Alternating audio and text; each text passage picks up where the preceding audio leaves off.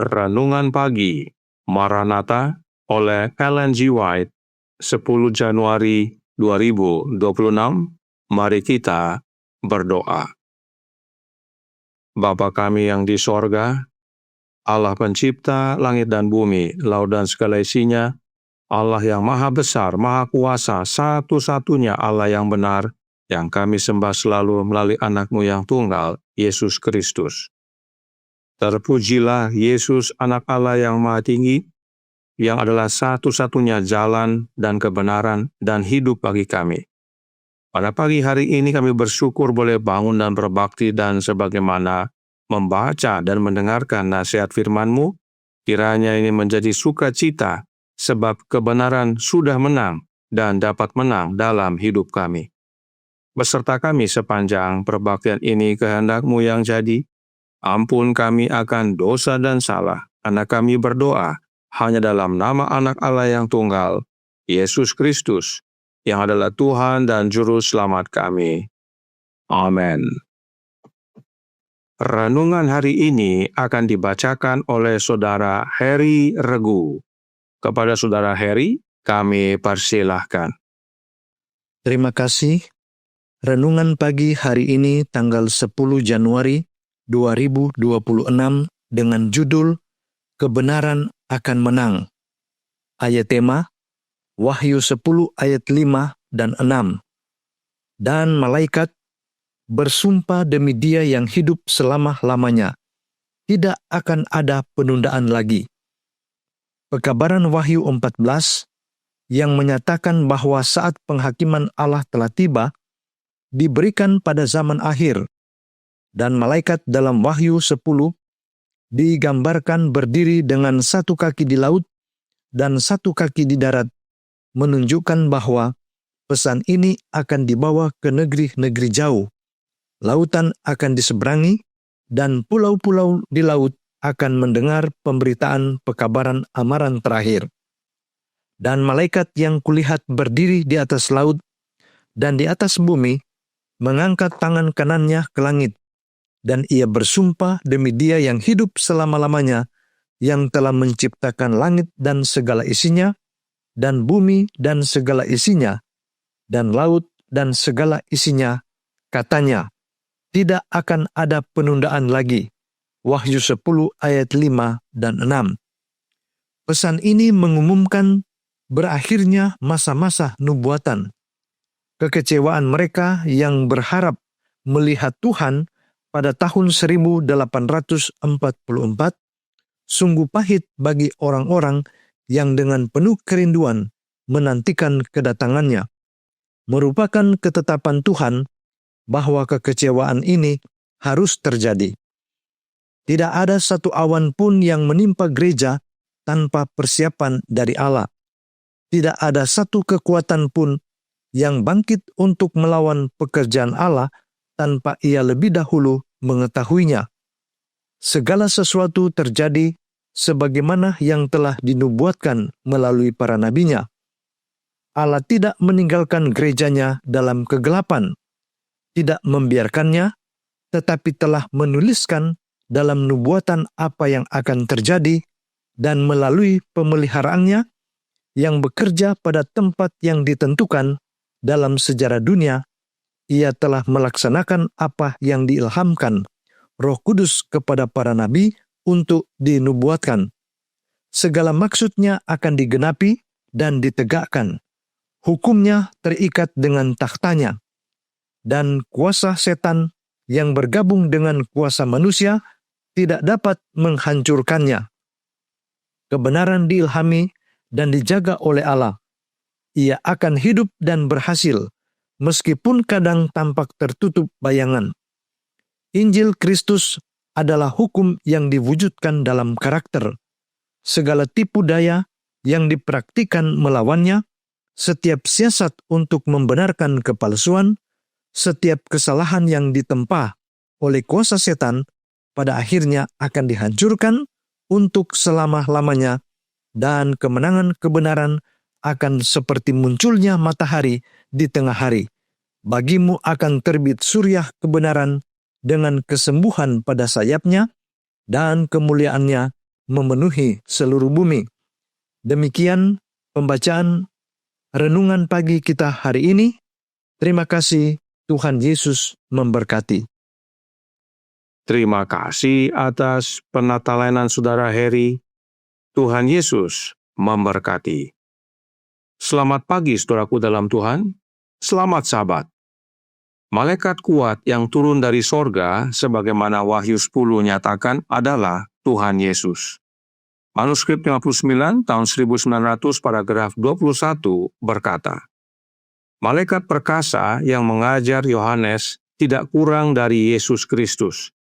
Menjejakkan kaki kanannya di atas laut dan kaki kirinya di atas tanah kering, menunjukkan peran yang ia mainkan dalam adegan penutup pertentangan besar dengan setan. Posisi ini menunjukkan kuasa dan otoritasnya yang tertinggi atas seluruh bumi. Karenanya, Yesuslah yang berkata, tidak akan ada penundaan lagi, sebagaimana Wahyu 10 ayat 6 menyatakan. Apakah yang tidak akan ditunda lagi? The Great Controversy halaman 429 paragraf 2 menjelaskan. Tetapi terang yang lebih jelas datang dengan penyelidikan mengenai masalah Ka'bah. Sekarang mereka melihat bahwa mereka benar dalam mempercayai bahwa akhir dari 2300 hari itu ialah tahun 1844 yang ditandai dengan krisis penting. Akan tetapi, walaupun benar bahwa pintu pengharapan dan pengasihan melalui mana 1800 tahun manusia datang kepada Allah sudah tertutup, pintu yang lain terbuka dan pengampunan dosa diberikan kepada manusia melalui pengantaran Kristus di bilik yang maha kudus. Satu bagian pelayanannya sudah tertutup, sementara satu lagi terbuka. Masih ada pintu terbuka di Ka'bah surgawi, di mana Kristus melayani demi kepentingan orang-orang berdosa. Inilah pintu yang dimaksudkan dalam Wahyu 3 ayat 7 dan 8. Bahwa benar, pada akhir 2300 hari, ada pintu yang ditutup dan ada pintu yang dibuka. Pintu yang ditutup adalah pintu pengantaraan di bilik suci. Dan sebagaimana pintu bilik suci ditutup, tidak ada yang bisa buka lagi. Dan pintu yang lain dibuka, yaitu pintu bilik yang maha suci, di mana proses penghakiman pemeriksaan berlangsung. Dan tidak ada yang dapat menutup pintu pelayanan di bilik yang maha suci selain daripada Yesus. Jadi, saudaraku dalam Tuhan, pada masa antara penutupan pintu bilik suci dan pembukaan pintu bilik maha suci, muncullah pergerakan Advent. Umat-umat pergerakan Advent mengira bahwa pintu kasihan sudah ditutup dan Yesus datang ke dunia ini. Tetapi rupanya salah. Masih ada satu pintu lagi yang terbuka dan umat manusia masih punya harapan, yaitu pintu bilik maha suci, di mana Yesus menjadi imam besar kita di hadapan Bapa. Nah, tentang hal inilah Yesus berkata, tidak akan ada lagi penundaan. Itu sebabnya Roh Nubuat berkata dalam manuskrip 32 tahun 1856 paragraf 12. Tidak akan ada penundaan lagi. Pesan ini mengumumkan berakhirnya masa-masa nubuatan. Kekecewaan mereka yang berharap untuk melihat Tuhan kita pada tahun 1844 sungguh pahit bagi mereka yang telah begitu tekun menantikan kedatangannya. Atas perintah Tuhanlah kekecewaan ini akan datang dan hati akan diungkapkan. Tidak ada penundaan dalam penutupan pintu bilik suci dan pembukaan pintu bilik maha suci. Itu sebabnya malaikat pertama berkata, takutlah akan Allah dan muliakanlah Dia, karena telah tiba saat penghakimannya. Penghakiman yang dimaksudkan adalah penghakiman pemeriksaan atau hari pendamaian. Itulah yang terjadi begitu pintu bilik yang maha suci dibuka. Nah, dalam penghakiman pemeriksaan, Yesus bertugas sebagai imam besar di hadapan Bapa, dan Allah Bapa duduk di atas tahta rahmat. Tentang hal ini, renungan pagi hari ini berkata dalam Maranatha halaman 18 paragraf 4. Hukumnya terikat dengan tahtanya, dan kuasa setan yang bergabung dengan kuasa manusia tidak dapat menghancurkannya. Kebenaran diilhami dan dijaga oleh Allah. Ia akan hidup dan berhasil, meskipun kadang tampak tertutup bayangan. Kebenaran akan menang, saudaraku dalam Tuhan, meskipun kadang tampak tertutup bayang-bayang. Kenapa? Sebab hukum Allah terikat dengan tahta Allah. Tidak ada yang bisa menghancurkannya. Hukum Allah dan tahta Allah adalah dasar dari kebenaran Allah. Karenanya Roh Nubuat berkata dalam Patriarchs and Prophets, halaman 596 paragraf 2. Tirai yang memisahkan dunia yang terlihat dari dunia yang tak terlihat terangkat. Dan kita menyaksikan konflik antara kekuatan yang berlawanan, yaitu kebaikan dan kejahatan, dari masuknya dosa pertama hingga kemenangan akhir kebenaran dan keadilan. Dan semua itu hanyalah pengungkapan karakter Allah. Inilah kebenaran yang menang tersebut, yaitu pengungkapan karakter Allah. Sebab hukum Allah adalah salinan karakter Allah, dan meskipun setan berusaha lawan, namun tetap akhirnya karakter Allah yang menang. Oleh sebab itu, renungan pagi hari ini berkata dalam Maranatha halaman 18 paragraf 4.